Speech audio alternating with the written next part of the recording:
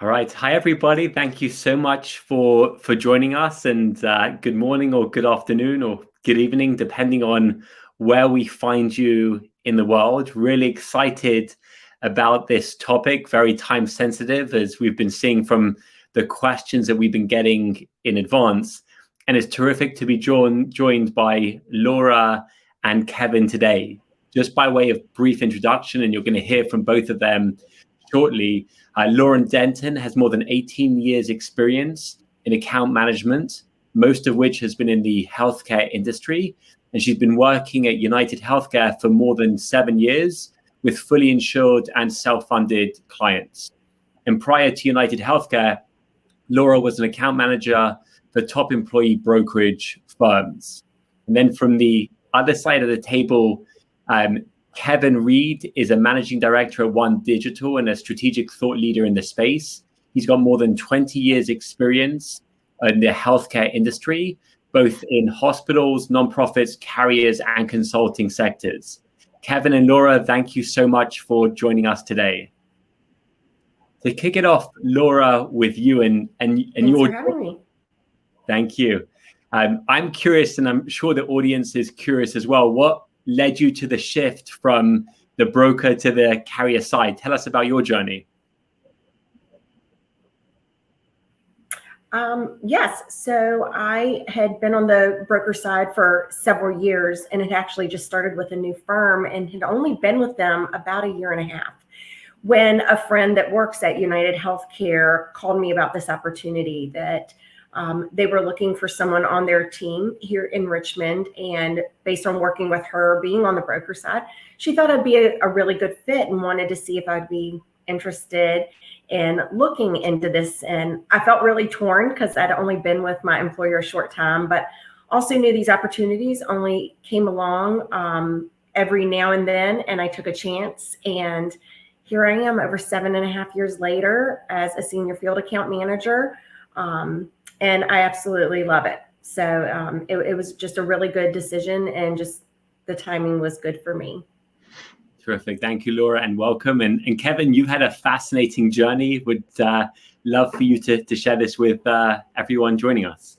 Yeah, Daniel, thanks for having me this morning. So I started in the provider space, working for hospital systems, and transitioned over my career into doing direct to consumer care, some international nonprofit, ultimately ending up on the carrier side. So for coming to the broker side, it felt like a natural progression, an opportunity to coalesce all those experiences and perspectives into delivering employer solutions that really affect in a personal way how individuals access care and navigate the care system in some of their most vulnerable times of need. And it felt like a place where I could do the most good for the most people.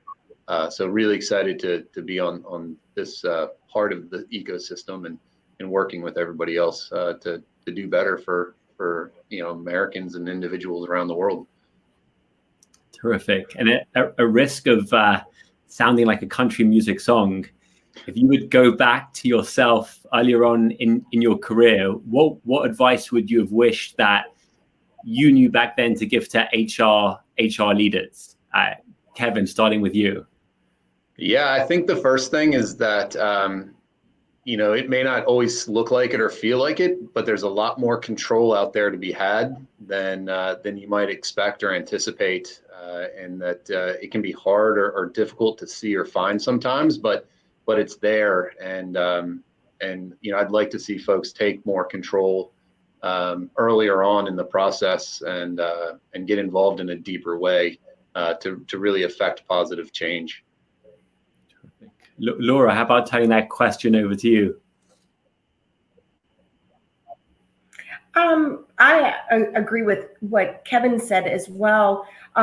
There are so many resources out there for HR to take advantage of, not only what their broker team can bring to them, but also what their carriers can bring to them as assistance, and being more engaged and trying to get their employees engaged to take advantage of what is offered. It's still a big challenge, And there is more to coverage than, say, their medical and things that are out there. So it's a constant conversation and work to be done that I agree with Kevin, to get more ownership in there and take control of it would help too. And so switching to the season that we're in, and we've got a whole series of questions about open enrollment and what HR leaders should be doing to best position their companies for open enrollment. So what advice would you give to people to really set themselves up and prepare for a successful open enrollment season? Maybe Laura, starting with you. The sooner the better is always great. The sooner you can start planning for your open enrollment, especially if you anticipate changes, to have dates on the calendar as soon as possible. And then also let your employees know, get them started thinking about their benefits again, because it's amazing how many people forget what they have if they haven't been using their benefits. So to get them prepared and that thought process to make those decisions. Also, if you're planning to have live meetings or webinars, definitely start promoting that so you get that participation, because whatever happens, we know meetings occur and all of that, and then they don't participate. And then HR is bombarded with questions of what did I miss and things like that. So rely on your carrier partners, your broker team, to help you with those communications as early as possible. Terrific. Kevin, so what advice and how do you prepare your clients for the season? Yeah, so, this is such an important topic and time of year, in the sense that, if you think about why employees choose an employer, benefits is a big part of that decision. And so, to me, it's about having a formalized marketing campaign, just as you would do for any, program or service your organization extends to your customers.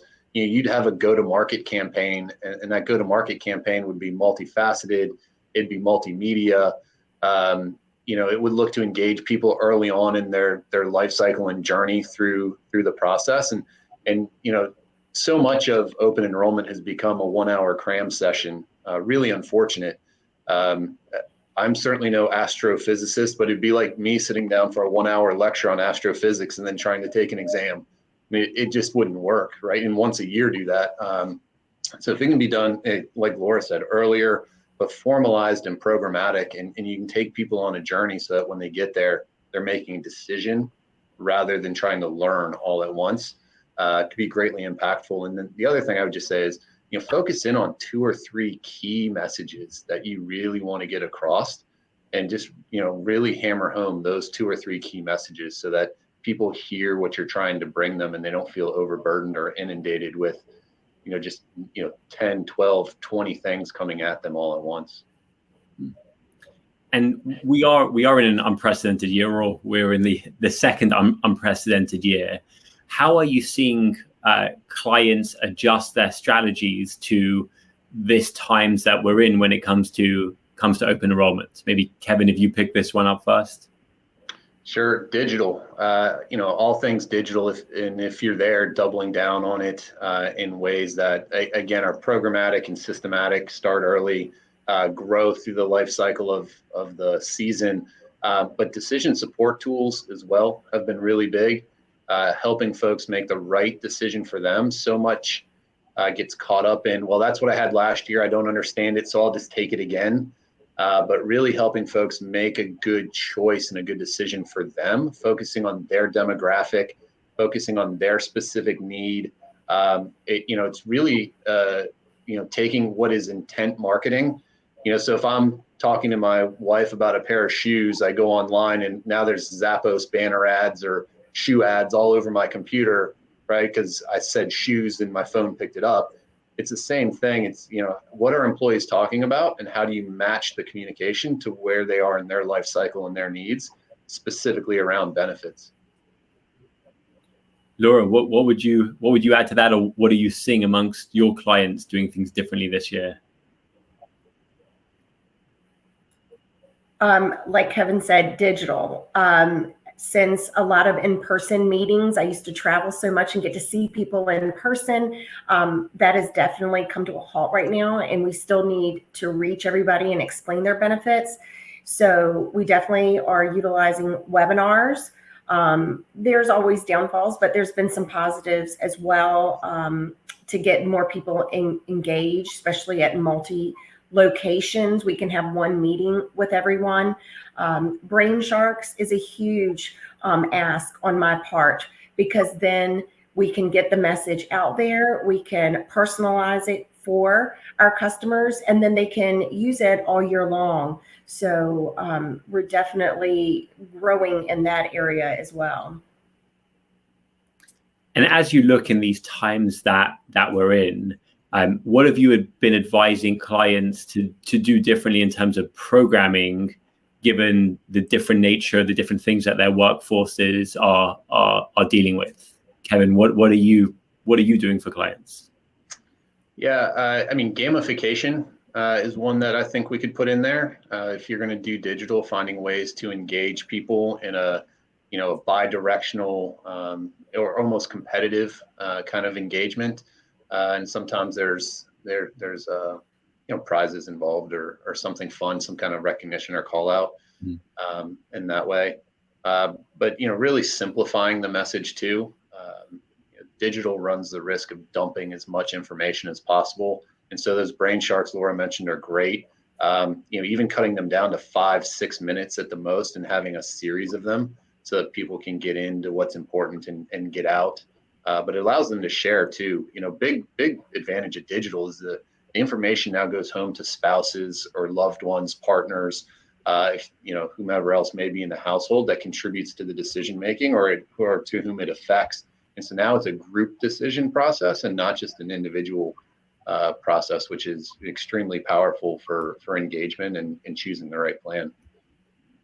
And just as a follow-up question to that, Kevin, are you seeing then benefits being, if the families are part of the decision-making process now, are you seeing a shift in benefits to being ones that are including the families in what's offered as well?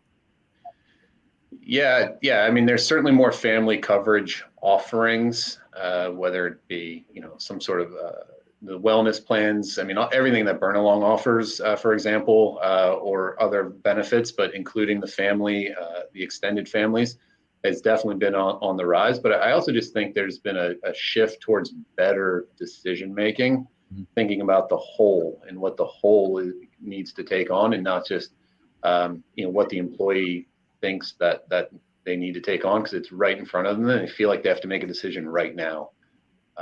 So it's just been a broader perspective that I think is just driving more value at the employee level and more effectiveness at the employer level.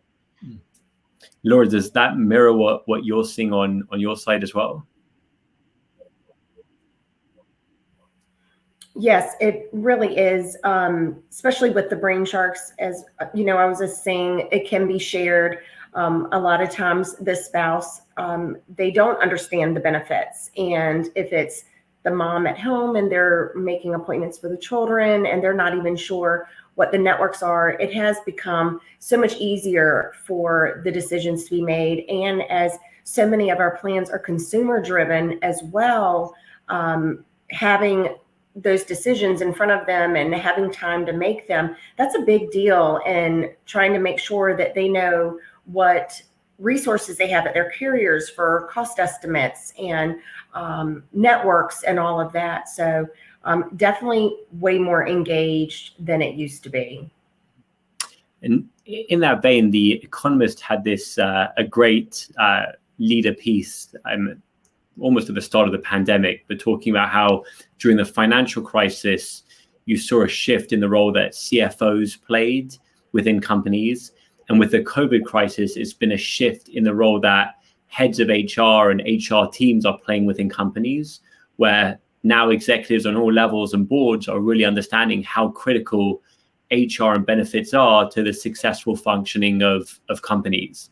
I'm curious, from your perspectives, are you seeing that shift in how executives are getting involved in what HR is doing and the role that shift in the role that HR is playing within companies? Kevin, for you? Yeah, I would say absolutely. If you look at it's for every 50 employees, the total cost of turnover is about $1 million a year. If you assume sort of a normative 10 to 15% turnover rate, and that can obviously go up or down based on your individual turnover rate. And so you add that on to, anywhere from $500,000 to $1 million of spend per employee. And we're talking about real impactful money that the organization's investing in their talent and the health of that talent. The finances have gotten to such a scale that it can't be ignored at the C-suite level. And so many of the conversations now are a financing conversation that happen to coalesce or dovetail into benefits. And, our HR teams, from the SVP down to, HR managers and everybody in between are just so critical to, the function of a company, the ability to reinvest and recapitalize through benefit choices, attract great talent, retain great talent. It's just so critical to what we do every day to function our organizations that, the voice has probably not been loud enough for a long time, but certainly over the last couple of years, that voice has gotten a very prominent seat at the C-suite table, and it should be there, and I believe it will for the future. And Laura, just to pick up on what Kevin said, where seeing companies thinking about wellness benefits in terms of engagement and retention of employees, what advice do you give to your clients on the benefits of offering different wellness services when they're thinking about retention and engagement of their employees? It has become more and more part of what I do. Wellness engagement is huge. It's something HR does struggle with. They want a good wellness plan, but to also get engagement, that starts hopefully from the top down, to have that encouragement to get their employees engaged. Also looking at what their carrier offers, if there's some really great programs that they can take advantage of. That's my main focus with my role, is helping my clients engage in all of the offerings that United Healthcare has. And whether it's through communications or webinars, it is something that is being brought to employees more than just you have medical and dental and vision.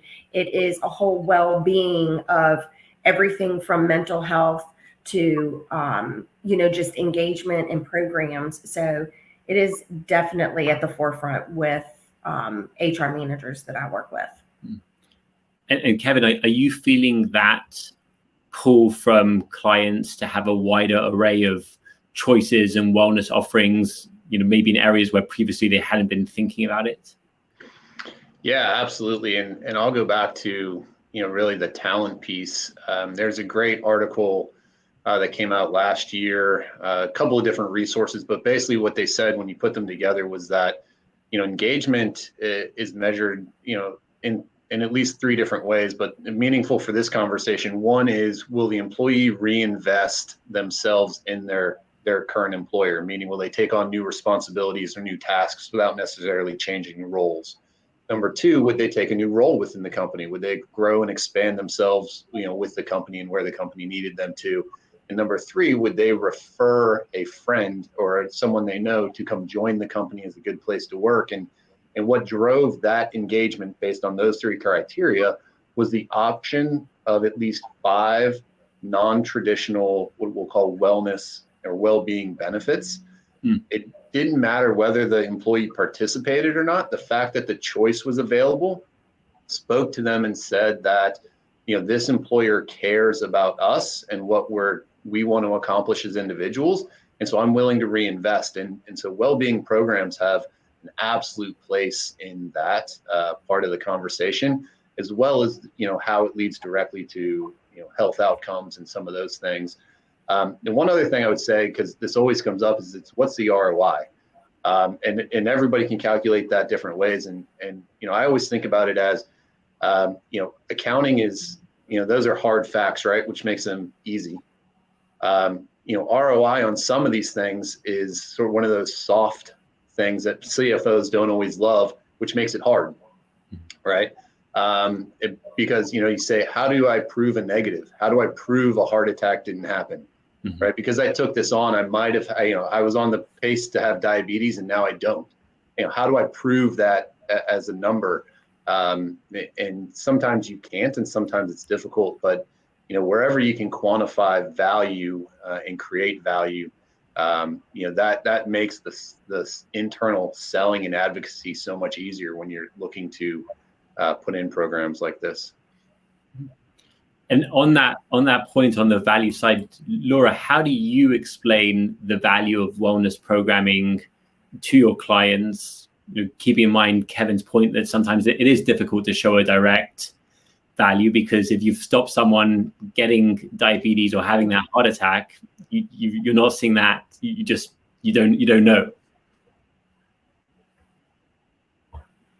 Right. That is a big question. And it is hard to show the ROI, because the behaviors also, it takes time for change and people to make those behavioral changes to see it. Because we also see in our conversation on the carrier side, if we do this and our members quit smoking, are our rates going to go down? Are we going to get a discount and things like that? But it is an over period of time that it takes for a company to start building that wellness environment. They have to start with baby steps and build into those programs and understand it does take time to start seeing the healthy behaviors take on, then the positive results of that.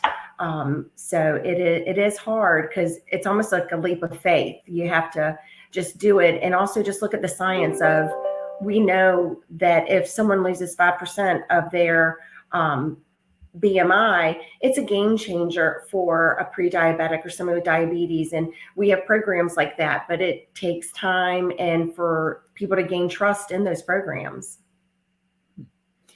And you both touched on this, but given the period that we're in and what's coming, is worth delving into, which is mental health. We've seen, an increased focus, rightly so, across the United States and globally on mental health. We're now, at least here on the East Coast, and we're going to be entering the fall and then the winter, the holiday season. We all know what that brings. So how do you guide your clients through thinking about offering programming in an area that maybe they've never beforehand thought about? And how do you speak about areas like mental health to them? Laura, if you want to kick this off. Mm-hmm. Sure. I will say this has been the biggest topic that I have been asked for this year, coming out of an unprecedented year last year, and it's still proving to be difficult this year, navigating everything that the world is throwing at us. Resources, there are so many resources out there, and we also need to take that stigma away from saying mental or behavioral. It is a well-being. I try to encourage that when I'm presenting to groups, that they realize that this is part of their wellness benefits.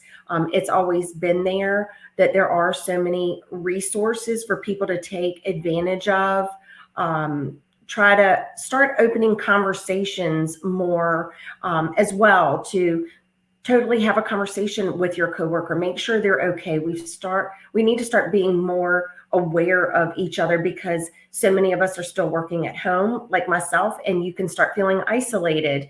And so for companies to also realize that and take advantage of what companies like Burn Along and other health and wellness companies have, of whether it's webinars or what your carrier has to offer. At United, we have so many resources through Optum, and they even offer it to non-enrolled members through United Healthcare, because they see the importance of it to give resources for behavioral health. So this has definitely become a huge topic, and one that we need to make it more part of our conversation as well, so people don't feel that the help is not there or the resources.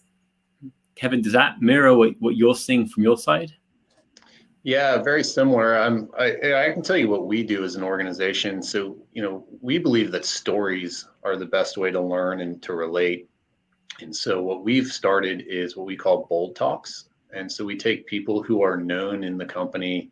They don't have to be senior leaders or anything, but just someone who's known. And we have them tell a story about their life where they've been vulnerable or they've, looked for some empathy and some help. And just to make it personal and relatable and that it's, not stigmatized or, not even about, the most typical or popularized, in the media types of mental or behavioral health, but sometimes it's just challenges out there, and building the empathy for each other in a way that even if we don't fully understand what they're going through. So, I've got 2 young children at home. My experience is very different than someone who's living alone. It's not harder, it's not more dramatic, it's just different. And maybe I don't appreciate that, because there's days when I beg to be alone, right? With house full of people, and I just, it's like, can I just have a few minutes? And so I could say that sounds great, being by myself, and right, would that person may be saying, I just wish I had somebody else in this house, right? But I don't feel comfortable letting people in, and I'm zoomed out or whatever it is. But just building a bridge to understand what different people are going through, and understanding that it's not one or the other. It could be multiple, right? So, I may have a house full of kids, but they can't go see their grandparents because they're vulnerable, health-wise in this pandemic issue, or, and then add to that maybe a dysfunction at home of some kind that adds stress or financial stress, or all these components that are highly individualized but compound over time. And stories are the best way to tell that. And I'll add one just personally, and this is true. One of our neighbors lost a child to online bullying. He took his own life, tragically. Someone that my children, go trick or treating with, and it just put a whole new sense of perspective and personal closeness to what people are facing and the tragedy. And it created a whole different sense of community in our neighborhood, around what is happening to folks in the pandemic here. And look, there's nothing positive that comes out of this situation, except that now this child's life has become a vehicle for normalizing struggle, and to be able to talk about it. And we need more of those stories. We all have them. We should tell more of them, because if they're personal to us and they're true, they'll resonate and land better. But we should be more open with sharing these stories, because it makes a world of difference. I completely agree with that. Very, very tough.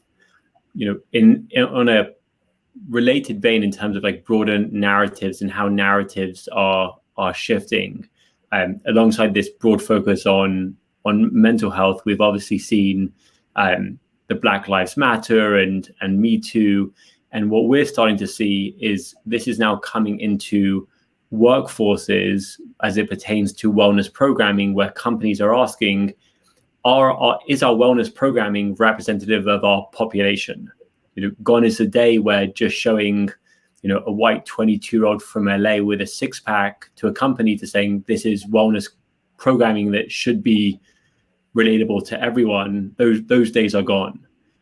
So how are you, as you see these broader societal trends, how does that influence the advice that you give to companies?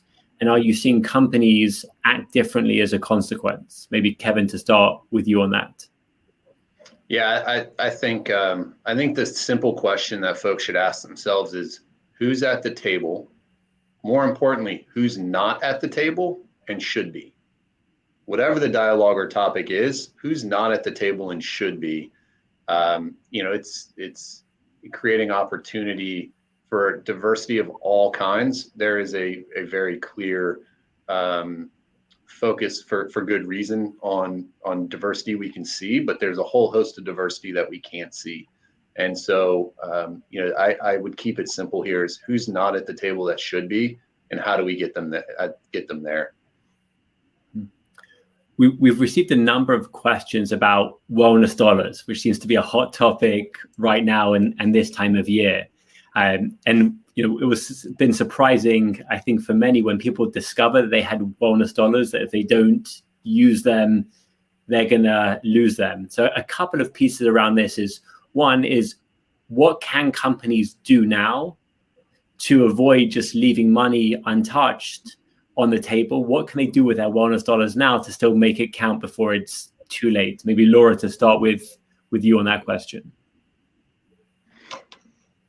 Yes, this is another big piece of my role, managing the wellness dollars for my clients that have them. And I will say, try to start earlier in the year if you can, and have a year-long plan, because we know we get busy and then it is that scramble. It's fourth quarter, we have to spend all of our money. And so then it is just thrown to gift cards or giveaways or quick incentives that won't really carry them through.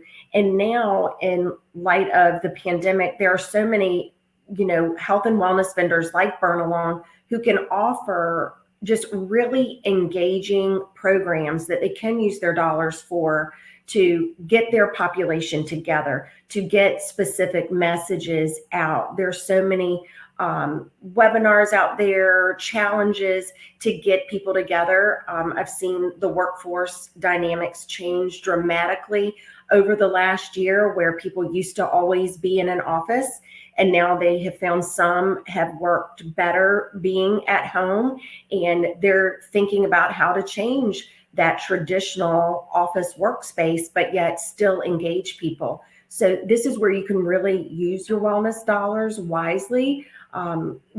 Gift cards are great. People love, winning something or putting their name in for a drawing, but you also want to start making a difference in one's health and well-being and that of your population.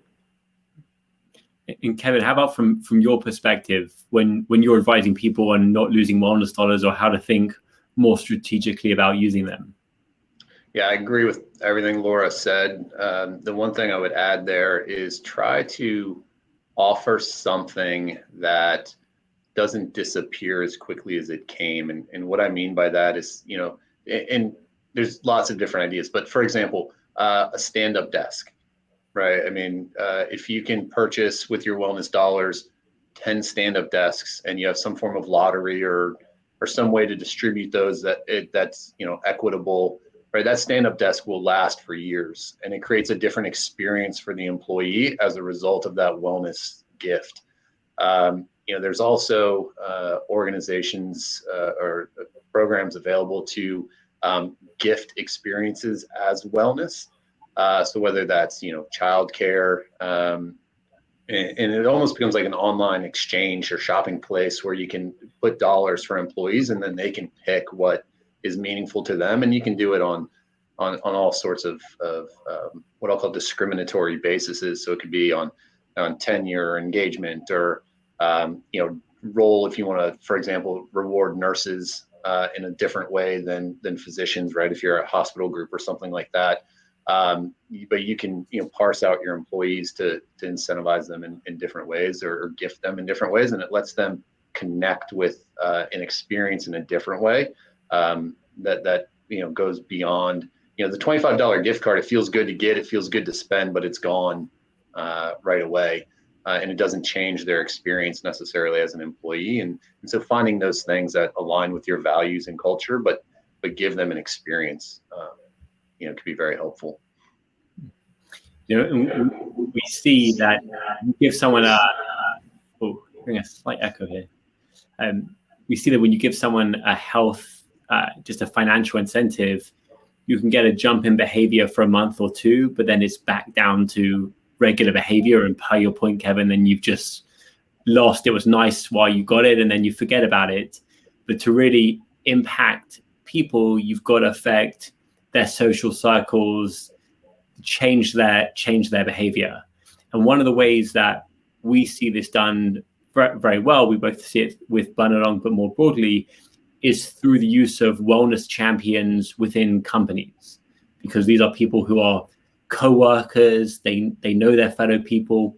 Per your point earlier, Kevin, on stories, it doesn't have to be a leader within a company. In fact, sometimes it's better when it's not. It's someone who knows maybe on a more personal level what you're going through and has that conversation. Have you seen wellness champions work well within companies, and do you advise companies to set up wellness champions and wellness committees? Laura, how do you feel about that area? Oh, I totally agree. I think to have a successful wellness program and engagement, you do need to have those champions. HR, they are pulled in so many directions. A lot of times, depending on the size, they're not only HR, they're payroll, and they've just got so much. And so to also take on wellness, for them to have voices within their employee population where you're finding out what exactly is meaningful to them, what they're willing to get engaged in, and just be able to participate together. And I agree with the stories. Our Real Appeal program is the perfect example. When someone is joined and they are starting to have success and they start sharing that personal journey, then it lets other people like, wow, I should really check this out. It's doable if they've got time to do this or find these resources. And then the programs also have longevity because people are holding each other accountable, and that's what you want, and just to keep momentum going. Kevin, how about on what you see? How do you see wellness champions and wellness committees being used effectively? Yeah, they're critically important. If you think of multi-location employers, multi-state, multinational employers, what resonates in one place may not resonate others. So having that local voice to bring that local flavor is just critically important. And yeah, I mean, you both already said it. I mean, the story, the ability is really powerful and influential. And that peer story, is just dramatic, and those things matter in a big way. So I'm an absolute advocate of it. It takes on different shapes and sizes for each organization, but having something in that vein is just critically important to success. Thank you. We're almost at time, but what we'd love to ask as like closing remarks is maybe one or two things that you'd advise people to keep front of mind as they're entering this open enrollment season, and even as they're looking towards planning for 2022. Laura, to start with you for your closing thoughts. Yeah, especially going into, so many are entering in open enrollment and new year planning for their employees next year. It's always good to find out what is on the minds of their employees.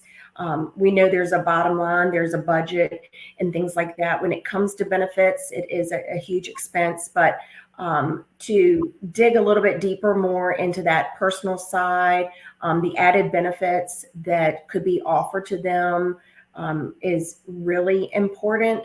I think just offering your medical and dental, those days are gone of just those benefits. People are looking for more. They're looking for more choices, more opportunity for what they are paying. So just to pay attention to that and, see what you can offer them and support your employees with that. Terrific. Thank you, Laura. Kevin, over to you.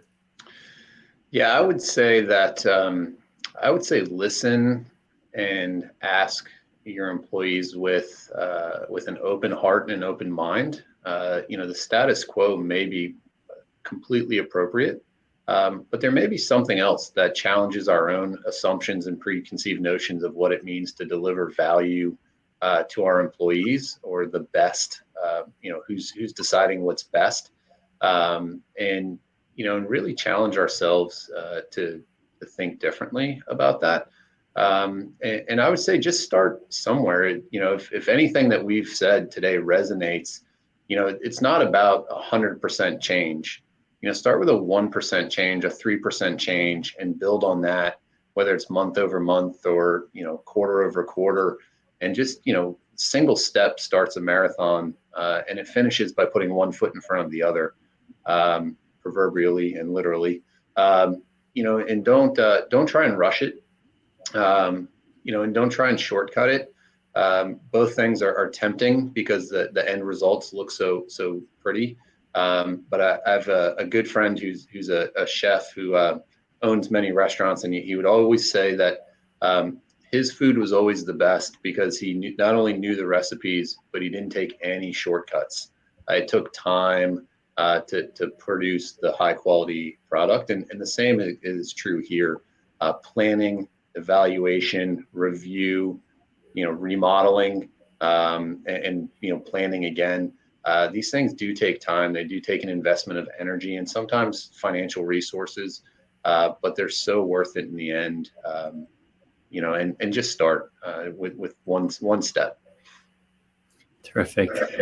Thank you, Kevin. Well, thank you both so much for joining us today. Incredibly helpful. And I think there's just really strong takeaways that we can all do from this. I think the most important thing, as Kevin finished off, is start today. And the line is, if you get 1% better each day, you get 37% better over the year. So it really makes a difference. But as Laura said, listen to your employees, listen to the clients, and see the changed nature of time that we're in and what needs to be done differently. So thank you all for joining, and a big thank you, Laura and Kevin, for your joining us today. Thank you. Thank you. Thanks.